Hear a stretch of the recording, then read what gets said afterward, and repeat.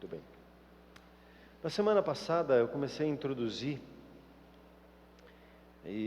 a palavra do ano do poder e da sabedoria de Deus, e nossa base está lá no 1 Coríntios 1, 24, quando Paulo diz assim: nós pregamos a Cristo, poder de Deus e sabedoria de Deus.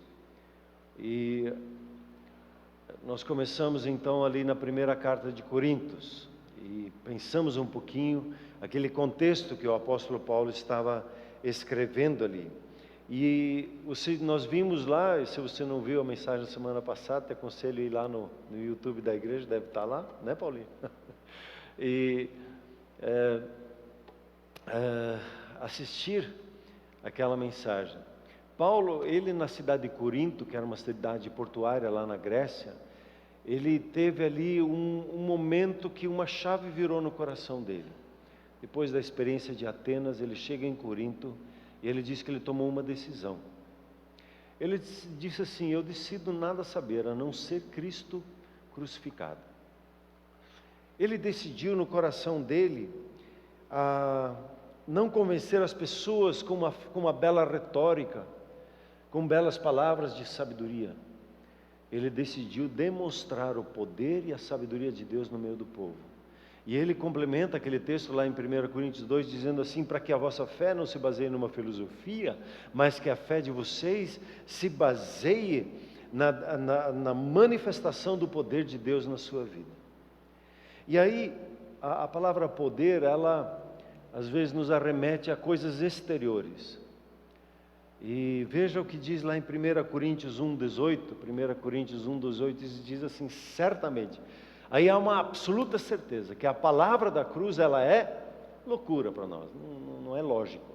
Para os que se perdem, mas para nós que somos salvos, é poder de Deus. A palavra poder é dunamis, de onde que nós usamos no português a palavra dinamite. Nós, como disse, nós pensamos nas coisas exteriores do poder de Deus. Mas o poder de Deus, ele atua onde? No nosso interior. Porque o reino de Deus não vem com visível aparência.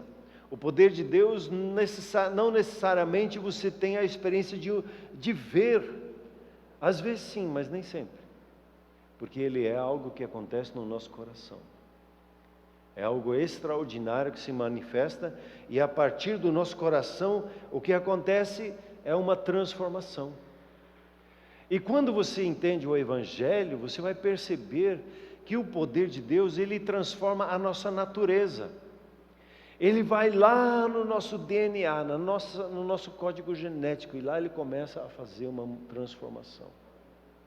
Ele vai lá no nosso espírito e faz uma transformação a partir do nosso espírito. A partir do espírito ele começa a tomar a alma e depois também o nosso corpo, e se pegar lá Pedro, o exemplo de Pedro, até a sombra. Né? Os ambientes são tocados por causa de uma manifestação que acontece no seu interior. Então a palavra da cruz, ela tem o poder de manifestar em nós a natureza divina, nos transformar e firmar em nós a identidade de filhos. E a palavra da cruz, ela é muito simples. Jesus morreu na cruz por você e por mim,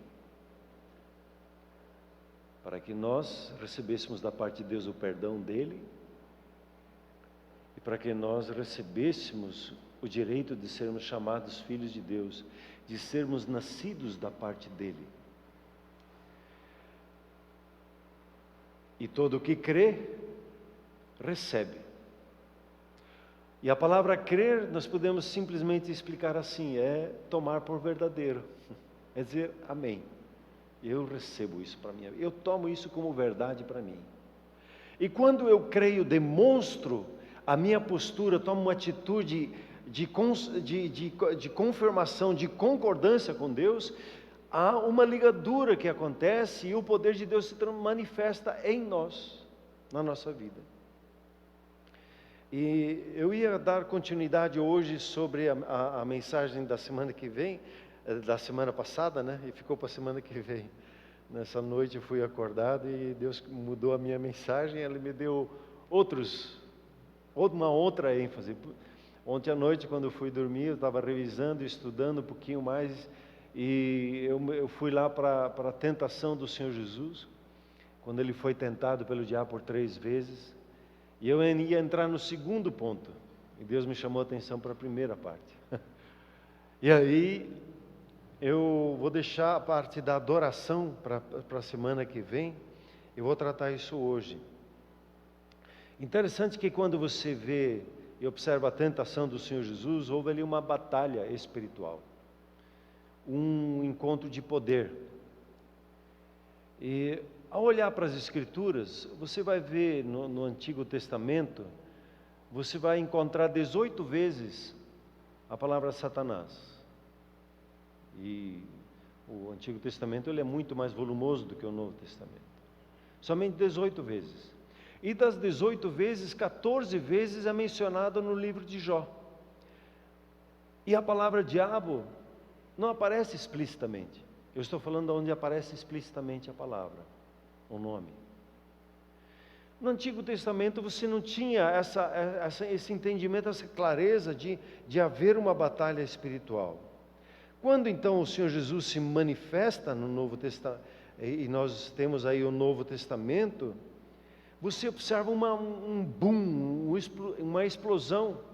E o primeiro momento da manifestação do diabo é na tentação do Senhor Jesus, ali com seus 30 anos.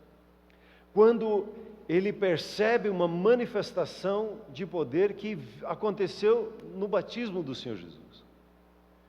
E alguns até brincam que a maior depressão da terra é ali no Mar Morto, né? Por quê? Porque ali se manifestou o Pai, o Filho e o Espírito Santo. Ele está a 400 metros abaixo do nível do mar, naquela região. Fica e Jerusalém fica a 700 metros, a 900 metros acima do nível do mar. Então, uma diferença muito grande entre Jerusalém onde é o Rio Jordão. E o Pai, ele se manifesta ali e diz: este é o meu Filho amado, em quem eu tenho o meu prazer. E parece, é discutível isso, parece que o diabo não sabia muito bem, ele não tem o discernimento, ele ficava desconfiado. Até o filme do Mel Gibson, ele apresenta o diabo meio titubeando assim: será que é Jesus, não é Jesus? Ele viu essa movimentação espiritual, e onde há uma movimentação espiritual, ele vem querer confundir o processo. E como foi no nascimento do Senhor Jesus, ele não sabia quem ele era, então mataram lá 2.000 crianças, fizeram feminicídio.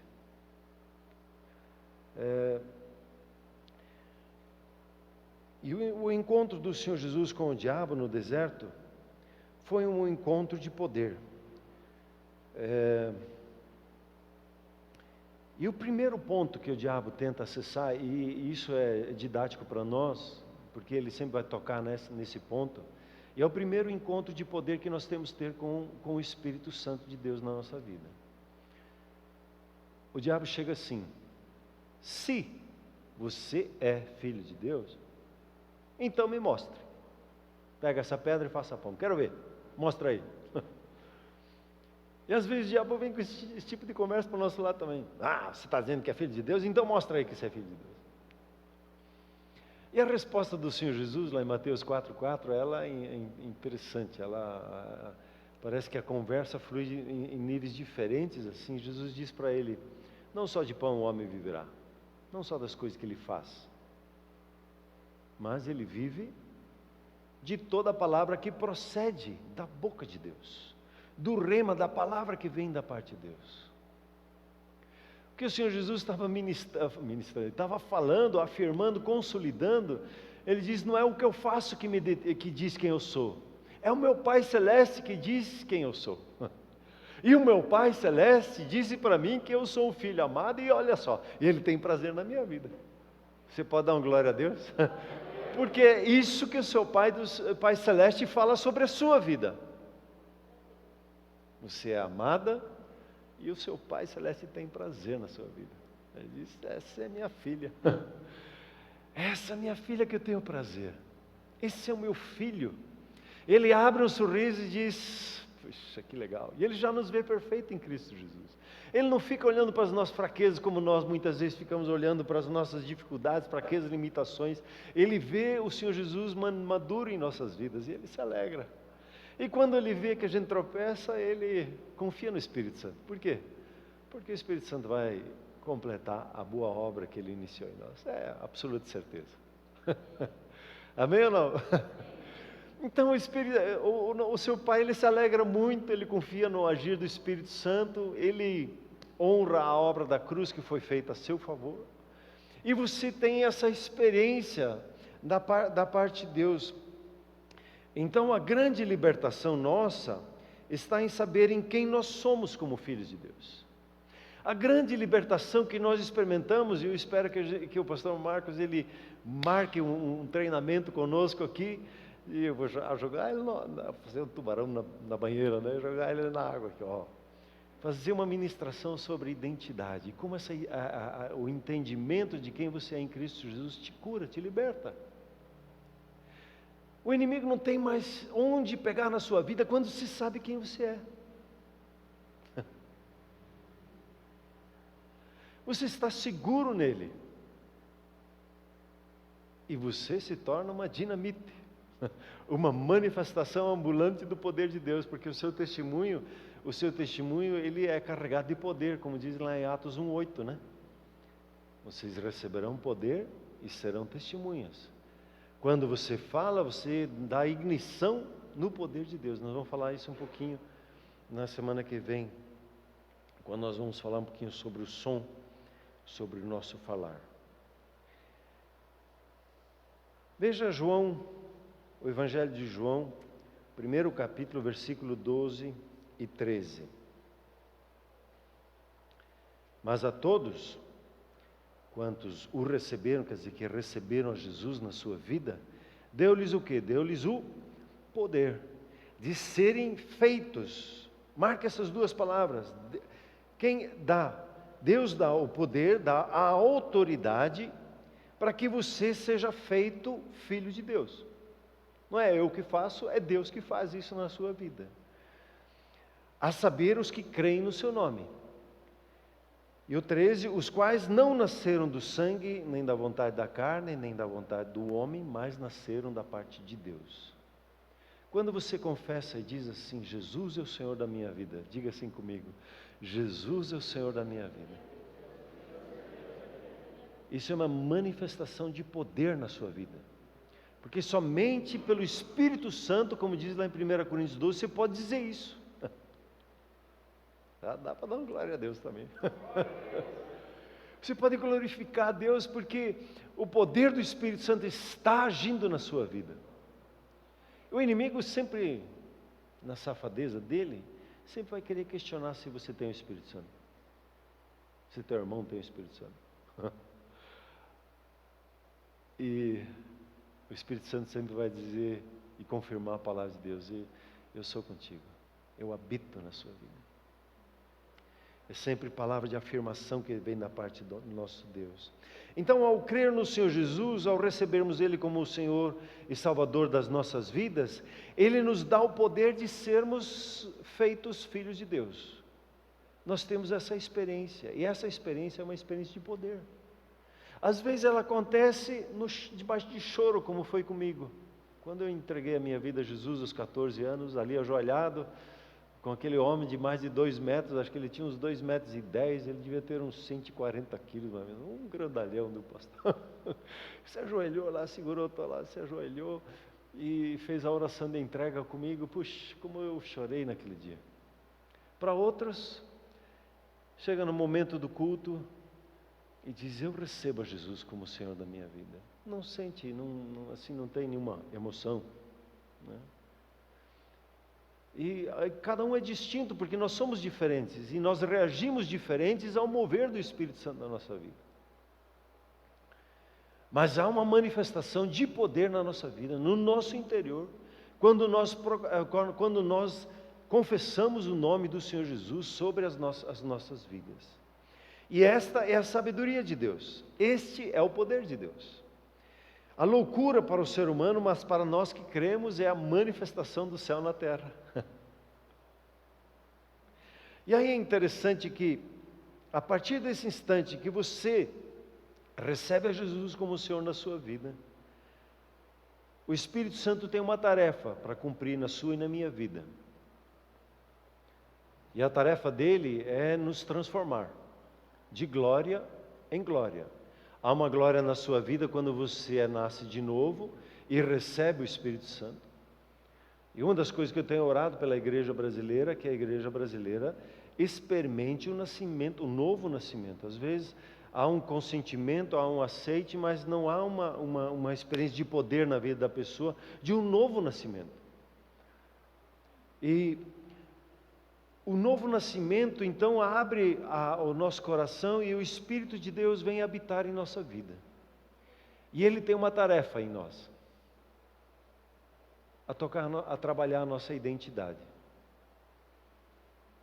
a marcar a nossa vida para sermos como Jesus é, a percebermos a identidade de Jesus, e essa identidade, ela vai sendo trabalhada na nossa vida, no nosso coração. E à medida que o tempo vai passando, nós começamos a manifestar essa identidade no nosso dia a dia.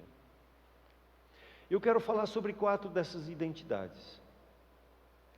A primeira identidade que é dada a Jesus, é a identidade do servo. E aí queria ler com você Filipenses 2, 5 e 8. Isso aqui foi minha primeira mensagem há 30 algumas 3 décadas e meia atrás. A primeira sempre marca a vida da gente, né? É como que o tom do meu ministério. E Paulo, ele diz assim, movido pelo Espírito Santo: tenham dentro de vocês o mesmo sentimento, o mesmo modelo mental, a mesma maneira de pensar, de sentir, de olhar as coisas, de discernir, que houve também em Cristo Jesus. E aí ele vai descrever isso. Pois ele, subsistindo na forma de Deus, toda a onipotência, a onipresença, a grandeza de Deus, subsistindo na forma de Deus, ele não julgou como usurpação ser igual a Deus. Usurpação ali, ele não ficou agarrado naquilo que ele era, como uma águia quando ela pega ela vem, pega a sua presa, ela não solta, ela se agarrou àquilo. E Jesus não fez isso. Quando o Pai pergunta: a quem enviaremos? Quem vai por nós? Gerar a salvação ali sobre a face da terra. E aí o texto continua e diz assim: antes, o que ele fez? Ele abriu mão, ele esvaziou-se.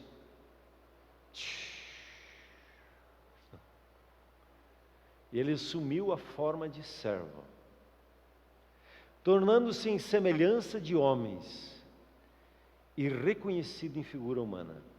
Ele veio e se limitou à nossa situação, e assim mesmo ele se humilhou, tornando-se obediente até a morte e morte de cruz.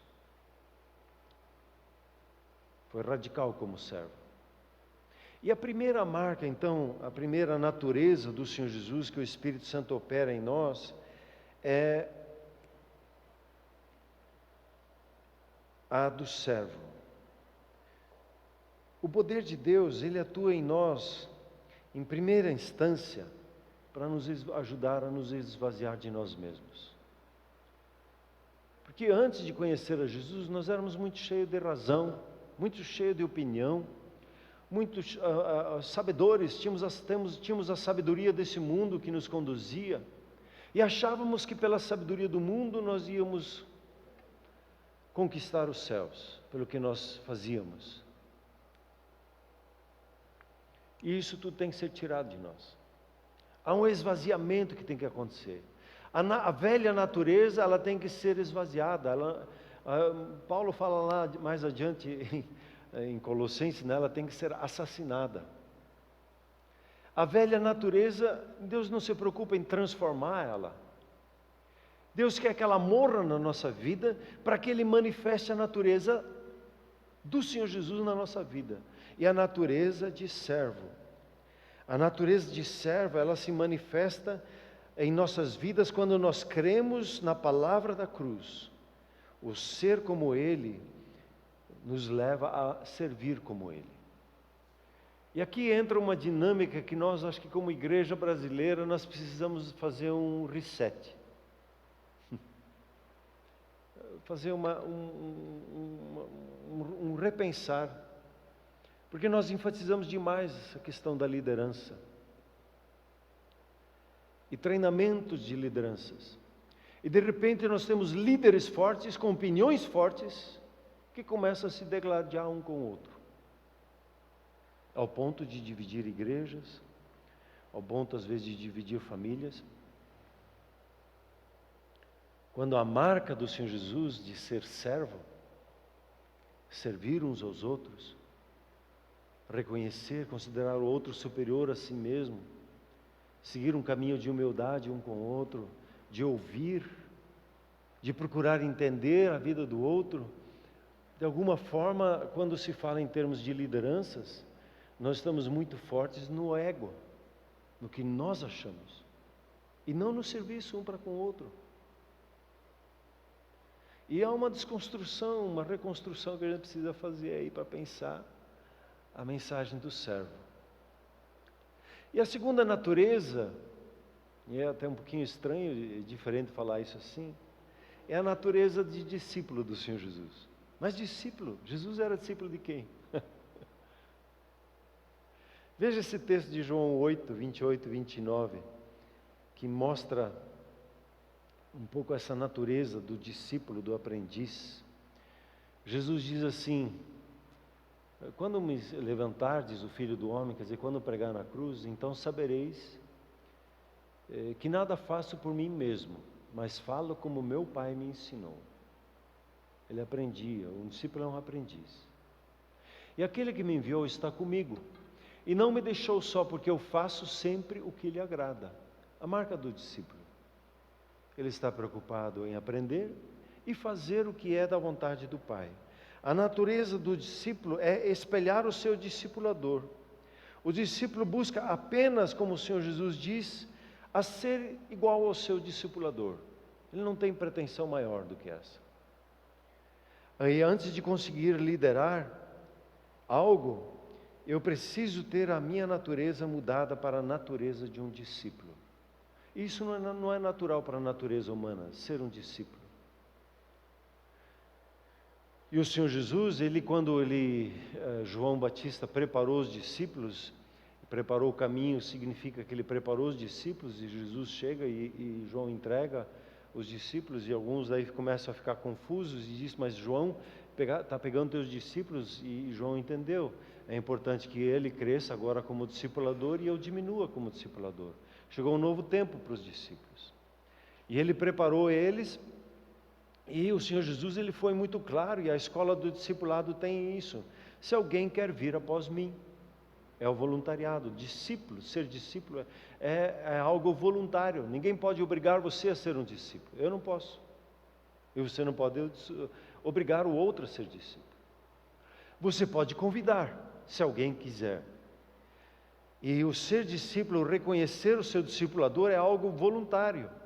E aí o Senhor Jesus diz assim: precisa negar-se a si mesmo, dia a dia tomar a sua cruz e então seguir-me.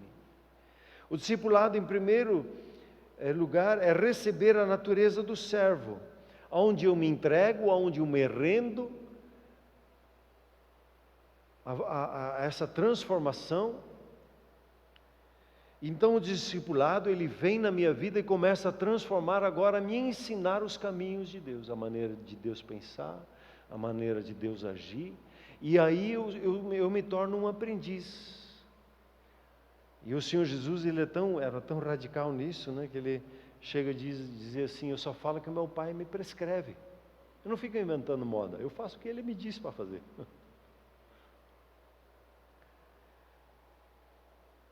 Somente a manifestação do poder de Deus em nossa vida, quando a gente entende a palavra da cruz, nós nos tornamos verdadeiros discípulos de Jesus. E uma das marcas do discípulo, e o Senhor Jesus deixou isso claro, nós vamos ver na semana que vem, Ele disse: se quer ser meu discípulo, então permaneça na minha palavra, fale o que eu falo. A sua primeira expressão de adoração está no seu falar, né? Mas semana que vem a gente fala sobre isso. A terceira natureza é a natureza do amigo, que do Senhor Jesus é revelada a nós. Mas como assim amigo? Jesus foi amigo? Em João 5,30, eu vejo assim uma indicação, né? O Senhor Jesus diz assim: eu não posso fazer nada de mim mesmo. Da forma como eu ouço, eu julgo. E o meu juízo é justo, porque não procura a minha própria vontade, e sim daquele que me enviou. Um pouquinho mais adiante, em João, ele fala lá no capítulo 15, eu já não chamo vocês de servos, porque o servo não sabe o que o seu senhor faz. Mas eu tenho vos chamados amigos, porque tudo quanto eu ouvi da parte do meu Pai, vos tenho dado a conhecer. Então a natureza do amigo é a natureza da intimidade.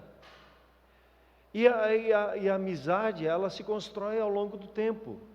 E com Deus, há um processo de construção de naturezas, de manifestação de poder na nossa vida para experimentarmos o que é ser servo, o que é ser um discípulo, para então experimentarmos o que é ser amigo da parte de Deus.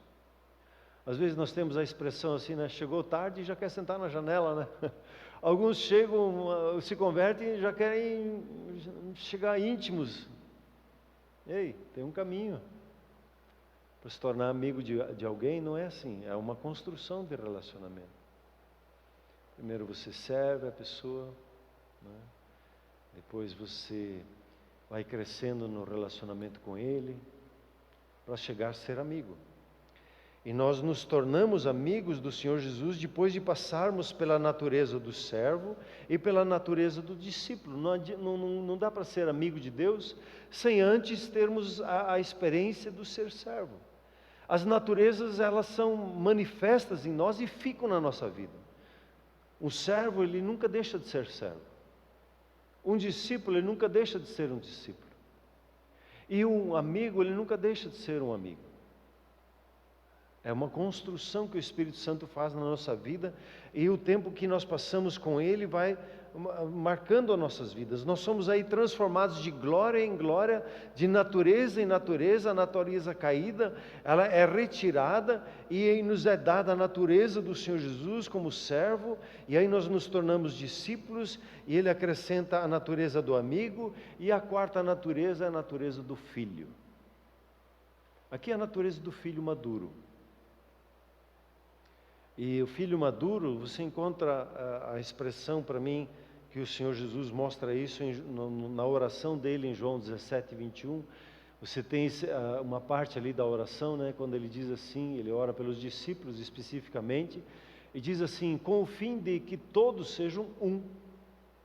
E como tu és, ó Pai, em mim e eu em ti, também sejam eles em nós, para que o mundo creia que tu me enviastes. Essa é a experiência do filho maduro de Deus. Ele tem uma experiência de intimidade com o seu Pai Celeste. O Senhor Jesus, ele era a palavra de Deus. Ele era a própria expressão da palavra de Deus. E quando você vai sendo moldado, trabalhado na sua natureza, na sua identidade pelo Espírito Santo de Deus, você chega ao ponto de que o seu pensamento, as suas ações, as suas reações, elas são idênticas ao seu Pai, pela maturidade que você alcançou nele.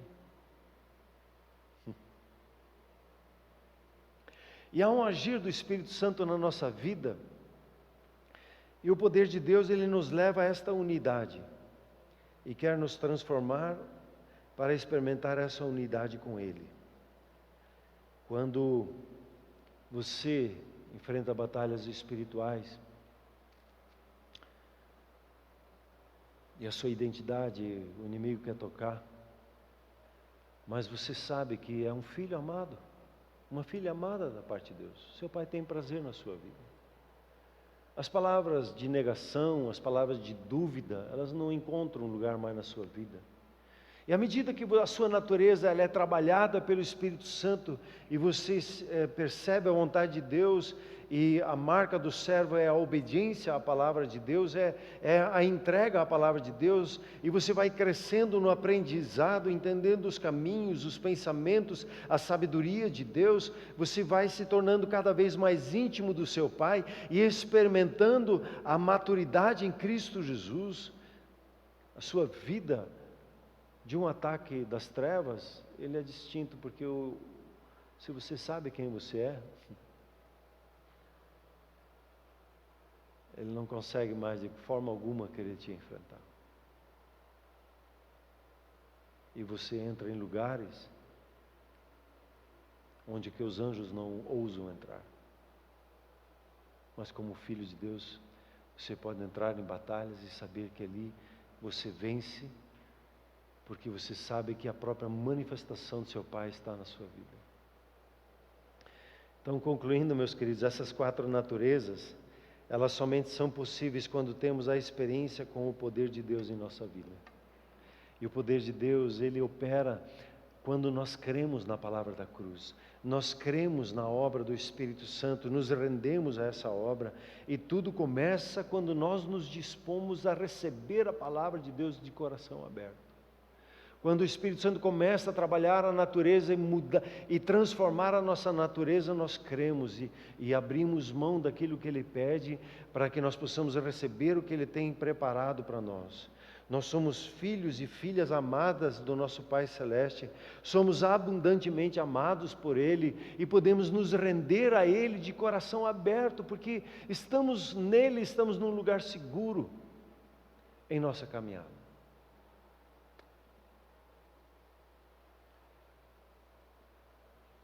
Um profeta uma vez disse assim para mim, que 80% dos evangélicos, eles estão no estágio de filhos, de bebês na fé.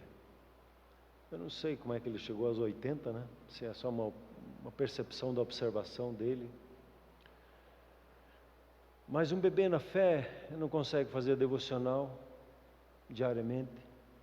Um bebê na fé, ele tem dificuldade de falar das coisas que Deus fez na vida dele para outras pessoas, ganhar outras pessoas para Jesus. Ele é um bebê, não tem nada errado. É errado quando fica ali, né? O bebê a gente quer que a gente cresça, né? Hoje o nosso pequeno Gabriel teve uma experiência surreal na vida dele. Ele comeu banana. Nunca na vida dele ele tinha comido uma banana. Era só leite.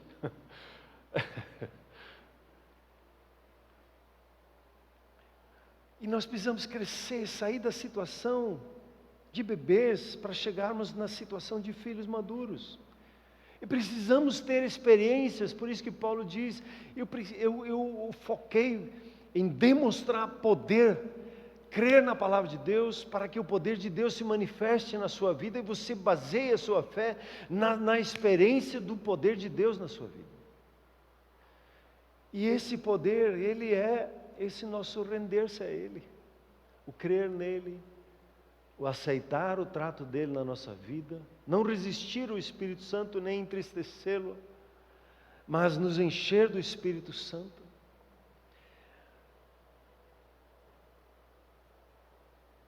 O Diego ontem à noite fez uma pergunta aqui: por que no Brasil nós já somos uma grande parte da população brasileira evangélica, por que nós ainda não alcançamos uma influência de transformação social maior?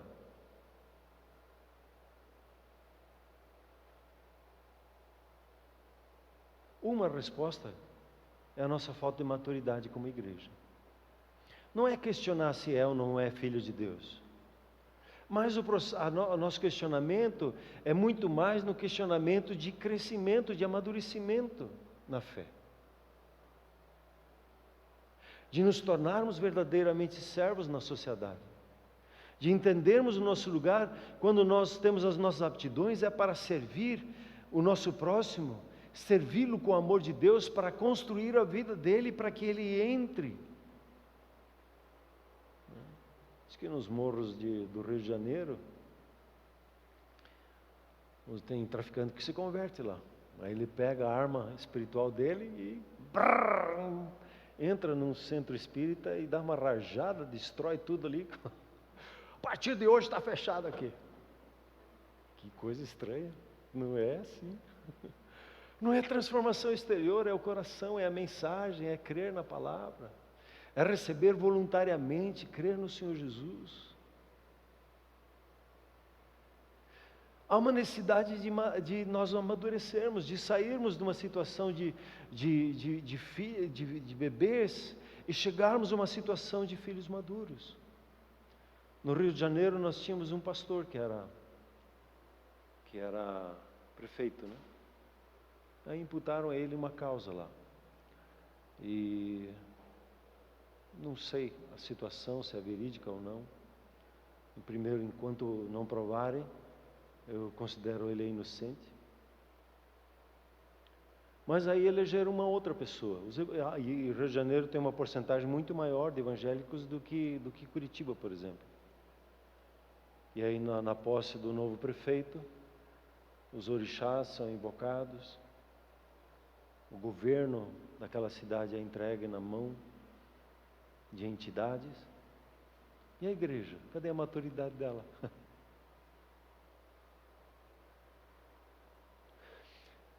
O amor de Deus nos dá confiança de seguir os passos do Senhor Jesus, seguir o mesmo sentimento que houve nele, e nos render, como ele diz, ele se esvaziou de si mesmo, ele foi se rendendo à vontade do Pai e foi consequente até a última instância. Nos submeter à palavra da cruz, o poder de Deus transforma a nossa natureza egoísta, de querer tudo para nós, para uma natureza de servo, onde essa natureza nos faz servir o nosso próximo. E aqui uma observação: ser servo não é ser escravo. Nós não somos escravos, somos servos. O ser servo é o andar em humildade. O ser servo é ter o privilégio de estar sempre em comunhão com o seu Senhor, o Senhor Jesus. Ser servo é render-se de coração à vontade dEle, perceber a vontade dEle e com agilidade fazer essa vontade.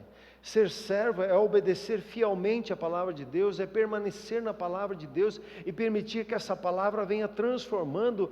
Ela por si só, ela é poder de Deus, porque ela foi falada por Deus, e uma palavra falada por Deus, ela tem poder em si mesma de transformação, e o servo percebe isso e permite, ele abre a guarda e permite que o poder de Deus toque e transforme a natureza dele. Eu quero te fazer um convite, para nós como igreja, para mim, para você, se você é pastor, se você é líder, se é membro na igreja, se é novo, a decidir andar na escola do Espírito Santo e permitir Ele tocar a sua natureza, trocar a sua natureza. De Ele poder manifestar o poder da palavra, o poder da cruz na sua vida, transformando naturezas. E na nossa fraqueza, o poder de Deus se aperfeiçoa. Quando nós nos rendemos, quando nós baixamos a nossa guarda, é que o poder de Deus tem acesso. Mas nós podemos resistir ao poder. Imagine o poder que Deus nos deu, de parar o próprio Deus na nossa vida. Como filho, como filha que você é, que confia no seu Pai, que sabe que seu Pai te ama e que te quer bem, eu quero te convidar a você render o seu coração a Ele hoje e dizer: Senhor, essa natureza de servo, eu quero ser servo, eu quero ter essa natureza, essa marca, eu não preciso me esforçar para isso. O meu esforço está em me render, porque depois que a natureza está dentro de mim, é natural eu querer lavar a louça, é natural de eu querer varrer a casa, é natural de eu querer servir o meu irmão e ouvir ele com o pedido dele. É natural para você olhar ao seu redor, de repente se achou um lixo, você juntar ali e guardar. É natural de você olhar com os olhos do seu Pai, procurando guardar, ser grato, se expressar como o Senhor Jesus, obedecer fielmente a palavra de Deus. Há uma marca de um servo que ele está envolvido nisso. Mas eu abro espaço na minha vida para o poder de Deus quando eu me rendo. Eu quero te convidar a se render a Ele hoje. E dizer: Senhor, eu recebo essa natureza de servo. E à medida que Ele vai te instruindo, aceite a natureza do discípulo, aceite a natureza do amigo, a natureza do filho maduro. Aceite esse processo na sua vida, amém? Vamos nos colocar em pé, por gentileza. E eu quero convidar você a você se expressar de alguma forma nessa sua rendição, na sua entrega a Ele, no seu dizer sim. O crer, ele também está envolvido com uma ação. Se você quiser vir aqui à frente, se ajoelhar, como um ato de postura, de que você está se rendendo a Ele, ou se ajoelhar na sua cadeira, ou ficar de pé onde que você está, ou sentado, mas que você mostre para o Senhor que você recebe essa palavra no seu coração para a sua transformação. Amém? Pai Celeste, muito obrigado que o Senhor nos conhece e que o Senhor mover em nossas vidas. Obrigado por esse ano do poder, esse ano da sabedoria. Obrigado, Senhor.